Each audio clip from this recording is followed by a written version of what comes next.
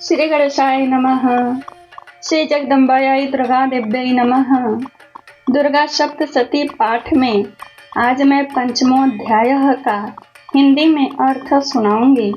इस अध्याय में देवताओं द्वारा देवी की स्तुति की गई है।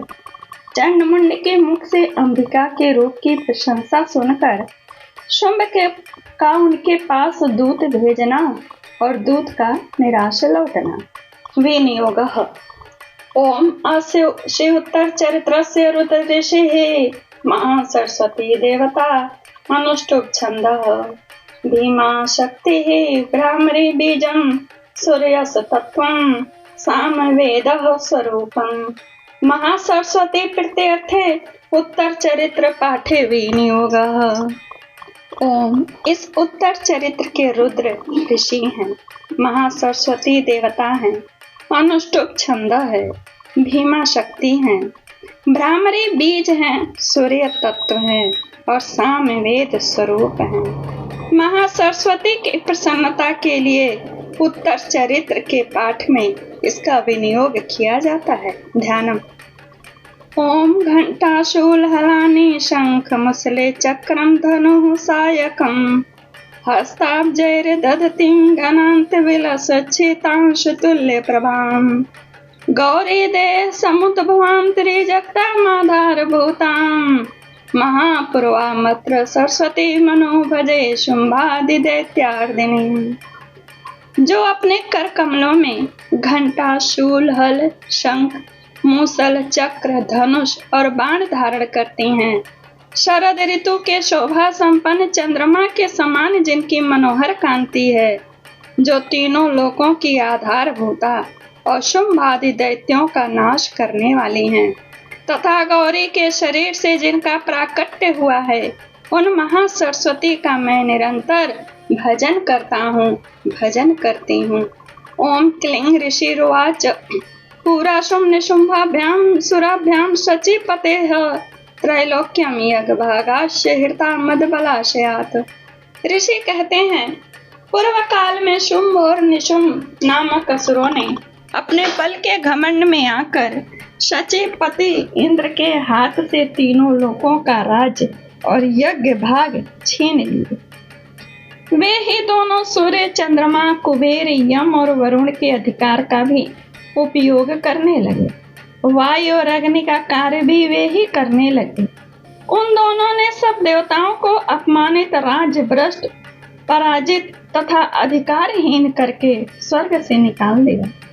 उन दोनों महान असुरों से तिरस्कृत देवताओं ने अपराजिता देवी का स्मरण किया और सोचा, जगदम्बा ने हम लोगों को वर दिया था कि आपत्ति काल में स्मरण करने पर मैं तुम्हारी सब आपत्तियों का तत्काल नाश कर दूंगी।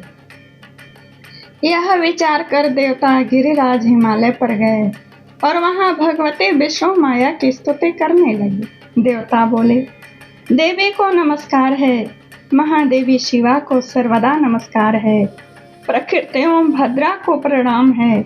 हम लोग नियम पूर्वक जगदम्बा को नमस्कार करते हैं। रौद्रा को नमस्कार है, नित्या गौरी एवं धात्री को बारंबार नमस्कार है, ज्योत्सनामयी, चंद्र रूपणी एवं सुख स्वरूपा देवी को सतत प्रणाम है। शरणागतों का कल्याण करने वाली वृद्धि एवं सिद्धि रूपा देवी को हम बारंबार नमस्कार करते हैं। नैऋति यानी राक्षसों की लक्ष्मी, राजाओं की लक्ष्मी तथा सर्वाणी यानी शिव पत्नी स्वरूपा आप जगदम्बा को बारंबार नमस्कार करते हैं। दुर्गा दुर्गा पारा दुर्गम, संकट से पार उतारने वाली, सारा सबकी सारभूता, सर्वकारिणी, ख्याति कृष्णा और धुम्रा देवी को सर्वदा नमस्कार है। अत्यंत सौम्य तथा अत्यंत रौद्र रूपा देवी को हम नमस्कार करते हैं, उन्हें हमारा बारंबार प्रणाम है। जगत की आधारभूता कृति देवी को बारंबार नमस्कार है। जो देवी सब प्राणियों में विष्णु माया के नाम से कही जाती हैं, उनको नमस्कार, उनको नमस्कार, उनको बारंबार नमस्कार है। जो देवी सब प्राणियों में चेतना कहलाती हैं, उनको नमस्कार, उनको नमस्कार, उनको बारंबार नमस्कार है। जो देवी सब प्राणियों में बुद्धि रूप से स्थित हैं, उनको नमस्कार, उनको नमस्कार, उनको बारंबार नमस्कार है। जो देवी सब प्राणियों में निद्रा रूप से स्थित हैं, उनको नमस्कार, उनको नमस्कार, उनको बारंबार नमस्कार है। जो देवी सब प्राणियों में शुदा रूप से स्थित हैं, उनको नमस्कार, उनको नमस्कार, उनको बारंबार नमस्कार है। जो देवी सब प्राणियों में छाया रूप से स्थित हैं, उनको नमस्कार, उनको नमस्कार, उनको बारंबार नमस्कार है।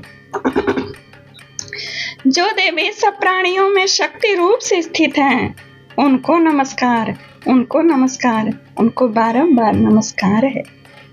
जो देवी सब प्राणियों में तृष्णा रूप से स्थित हैं, उनको नमस्कार, उनको नमस्कार, उनको बारंबार नमस्कार है।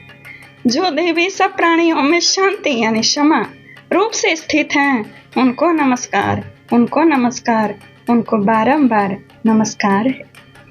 जो देवी सब प्राणियों में जाति रूप से स्थित हैं, उनको नमस्कार, उनको नमस्कार, उनको बारंबार नमस्कार है। जो देवी सब प्राणियों में लज्जा रूप से स्थित हैं, उनको नमस्कार, उनको नमस्कार, उनको बारंबार नमस्कार है। जो देवी सब प्राणियों में शांति रूप से स्थित हैं, उनको नमस्कार, उनको नमस्कार, उनको बारंबार नमस्कार है। जो देवी सब प्राणियों में श्रद्धा रूप से स्थित हैं, उनको नमस्कार, उनको नमस्कार, उनको बारंबार नमस्कार है। जो देवी सब प्राणियों में कांति रूप से स्थित हैं, उनको नमस्कार, उनको नमस्कार, उनको बारंबार नमस्कार है। जो देवी सब प्राणियों में लक्ष्मी रूप से स्थित हैं, उनको नमस्कार, उनको नमस्कार, उनको बारंबार नमस्कार है। जो देवी सब प्राणियों में वृत्ति रूपेण से स्थित हैं, उनको नमस्कार, उनको नमस्कार, उनको बारंबार नमस्कार है। जो देवी सब प्राणियों में स्मृति रूप से स्थित हैं, उनको नमस्कार, उनको नमस्कार, उनको बारंबार नमस्कार है। जो देवी सब प्राणियों में दया रूप से स्थित हैं, उनको नमस्कार, उनको नमस्कार, उनको बारंबार नमस्कार है। जो देवी सब प्राणियों में तुष्टि रूप से स्थित हैं, उनको नमस्कार, उनको नमस्कार, उनको बारंबार नमस्कार है। जो देवी सब प्राणियों में माता रूप से स्थित हैं, उनको नमस्कार, उनको नमस्कार, उनको बारंबार नमस्कार है। जो देवी सब प्राणियों में भ्रांति रूप से स्थित हैं, उनको नमस्कार, उनको नमस्कार, उनको बारंबार नमस्कार है। जो जीवों के इंद्रिय वर्ग के अधिष्ठात्री देवी एवं सब प्राणियों में सदा व्याप्त रहने वाली हैं, उन व्याप्ति देवी को बारंबार नमस्कार है। जो देवी चैतन्य रूप से इस संपूर्ण जगत को व्याप्त करके स्थित हैं, उनको नमस्कार, उनको नमस्कार, उनको बारंबार नमस्कार है। उनको बारंबार नमस्कार है। पूर्व काल में अपने अभिष्ट की प्राप्ति होने से देवताओं ने जिनकी स्तुति की तथा देवराज इंद्र ने बहुत दिनों तक जिनका सेवन किया, वह कल्याण की साधन भूता ईश्वरी हमारा कल्याण और मंगल करें तथा सारी आपत्तियों का नाश कर डालें।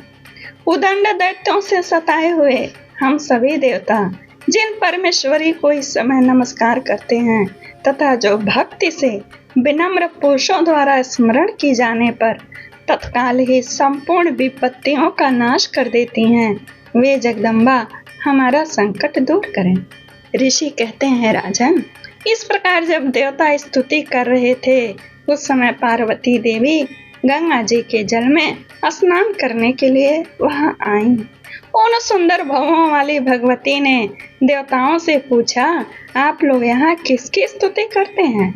तब उन्हीं के शरीर कोश से प्रकट हुई शिवा देवी बोली, शुंभ दैत्य से तिरस्कृत और युद्ध में निशुंभ से पराजित हो यहाँ एकत्रित हुए समस्त देवता यहाँ मेरी ही स्तुति कर रहे हैं। पार्वती जी के शरीर कोश से अंबिका का प्रादुर्भाव हुआ था, इसलिए वे समस्त लोकों में कौशिकी कही जाती हैं। कौशिकी के प्रकट होने के बाद पार्वती देवी का शरीर काले रंग का हो गया था, अतः वे हिमालय पर रहने वाली कालिका देवी के नाम से विख्यात हुई। तदंतर शुंभ निशुंभ के भृत्य चंडमुंड वहां आए और उन्होंने परम मनोहर रूप धारण करने वाली अंबिका देवी को देखा। फिर वे शुंभ के पास जाकर बोले, महाराज, एक अत्यंत मनोहर स्त्री है जो अपनी दिव्य कांति से हिमालय को प्रकाशित कर रही है। वैसा उत्तम रूप कहीं किसी ने भी नहीं देखा होगा। असुरेश्वर, पता लगाइए वह देवी कौन है और उसे ले लीजिए। स्त्रियों में तो वह रत्न है, उसका प्रत्येक अंग बहुत ही सुंदर है तथा वह अपने शी अंगों की प्रभा से संपूर्ण दिशाओं में प्रकाश फैला रही है। दैत्यराज, अभी वह हिमालय पर ही मौजूद है, आप उसे देख सकते हैं। प्रभु, तीनों लोकों में मणि, हाथी और घोड़े आदि जितने भी रत्न हैं, वे सब इस समय आपके घर में शोभा पाते हैं।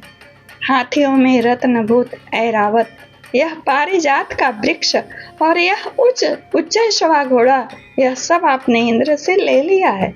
हंसों में जुता हुआ यह विमान भी आपके आंगन में शोभा पाता है। यह रत्नभूत अद्भुत यह महापद्म नामक निधि आप कुबेर से छीन लाए हैं। समुद्र ने भी आपको किंजलकिनी नाम की माला भेंट की है, जो केसरों से सुशोभित है और जिसके कमल कभी कुम्हलाते नहीं हैं। स्वर्ण की वर्षा करने वाला वरुण का छत्र भी आपके घर में शोभा पाता है तथा यह श्रेष्ठ रथ जो पहले प्रजापति के अधिकार में था, अब आपके पास मौजूद है। दैत्येश्वर, मृत्यु की उत्क्रांतिदा नाम वाली शक्ति भी आपने छीन ली है तथा वरुण का पाश और समुद्र में होने वाले सब प्रकार के रत्न आपके भाई निशुंभ के अधिकार में हैं। अग्नि ने भी स्वतः शुद्ध किए हुए 2 वस्त्र आपकी सेवा में अर्पित किए हैं। दैत्यराज, इस प्रकार सभी रत्न आपने एकत्र कर लिए।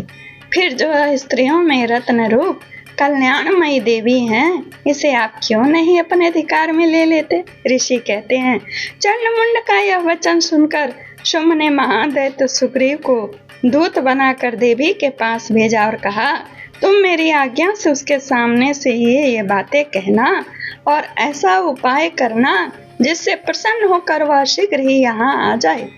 वह दूत पर्वत के अत्यंत रमणीय प्रदेश में जहाँ देवी मौजूद थी गया और मधुर वाणी में कोमल वचन बोला। दूत बोला, देवी, दैत्यराज शुंभ इस समय तीनों लोकों के परमेश्वर हैं। मैं उन्हीं का भेजा हुआ दूत हूँ और यहाँ तुम्हारे ही पास आया हूँ।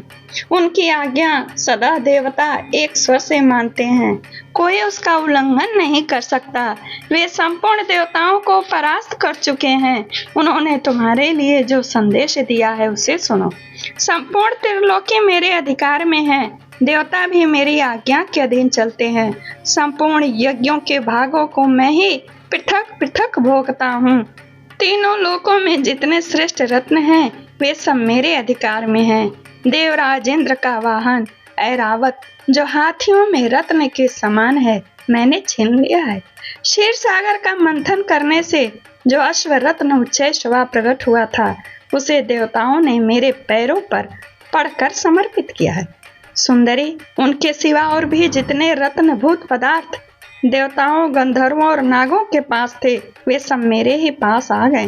देवी, हम लोग तुम्हें संसार की स्त्रियों में रत्न मानते हैं, अतः तुम हमारे पास आ जाओ, क्योंकि रत्नों का उपभोग करने वाले हम ही हैं। चंचल कटाक्षों वाले सुंदरी, तुम मेरे या मेरे भाई महापराक्रमी निशुंभ की सेवा में आ जाओ, क्योंकि तुम रत्न स्वरूपा हो। मेरा वरण करने से तुम्हें तुलना रहित महान ऐश्वर्य की प्राप्ति होगी। अपनी बुद्धि से यह विचार कर तुम मेरी पत्नी बन जाओ। ऋषि कहते हैं, दूत के यों कहने पर कल्याणमयी भगवती दुर्गा देवी, जो इस जगत को धारण करती हैं, मन ही मन गंभीर भाव से मुस्कुराई और इस प्रकार बोली। देवी ने कहा, दूत, तुमने सत्य कहा, इसमें तनिक भी मिथ्या नहीं। शुंभ तीनों लोकों का स्वामी है और निशुंभ भी उसी के समान पराक्रमी है, किंतु इस विषय में मैंने जो प्रतिज्ञा कर ली है उसे मिथ्या कैसे करूं? मैं अपनी अल्प बुद्धि के कारण पहले से जो प्रतिज्ञा कर रखी है उसे सुनो। जो मुझे संग्राम में जीत लेगा, जो मेरे अभिमान को चूर्ण कर देगा तथा संसार में जो मेरे समान बलवान होगा वही मेरा स्वामी होगा। इसीलिए शुंभ अथवा महादैत्य निशुंभ स्वयं ही यहाँ पधारे और मुझे जीत कर शीघ्र ही मेरा पाणी ग्रहण कर ले। इसमें विलंब की क्या आवश्यकता है। दूत बोला, देवी तुम घमंड में भरी हो, मेरे सामने ऐसी बातें ना करो। तीनों लोकों में कौन ऐसा पुरुष है जो शुंभ निशुंभ के सामने खड़ा हो सके। देवी अन्य दैत्यों के सामने भी सारे देवता युद्ध में नहीं ठहर सकते, फिर तुम तो अकेली स्त्री होकर कैसे ठहर सकती हो। जिन शुंभ आदि दैत्यों के सामने इंद्र आदि सब देवता भी युद्ध में खड़े नहीं हुए, उनके सामने तुम स्त्री होकर कैसे जाओगे। इसीलिए तुम मेरे ही कहने से शुंभ निशुंभ के पास चले चलो। ऐसा करने से तुम्हारे गौरव की रक्षा होगी, अन्यथा जब वे केश पकड़कर घसीटेंगे तब तुम्हें अपनी प्रतिष्ठा खोकर जाना पड़ेगा। देवी ने कहा, तुम्हारा कहना ठीक है, शुंभ बलवान है और निशुंभ भी बड़े पराक्रमी हैं, किंतु क्या करूं, मैंने पहले बिना सोचे समझे प्रतिज्ञा कर ली। अतः अब तुम जाओ, मैंने तुमसे जो कुछ कहा है वह सब दैत्य राज से आदर पूर्वक कहना, फिर जो उचित जान पड़े वे करें। श्री मार्कंडेय पुराणे सार्वणिके मनवंतरे देवी महात्म्ये दिव्यादूत संवादे नाम पंचमोम तत्सत्। श्री दुर्गा अर्पणमस्तु। श्री जगदम्बाई दुर्गा दिव्यै नमः। श्री जगदम्बाई दुर्गा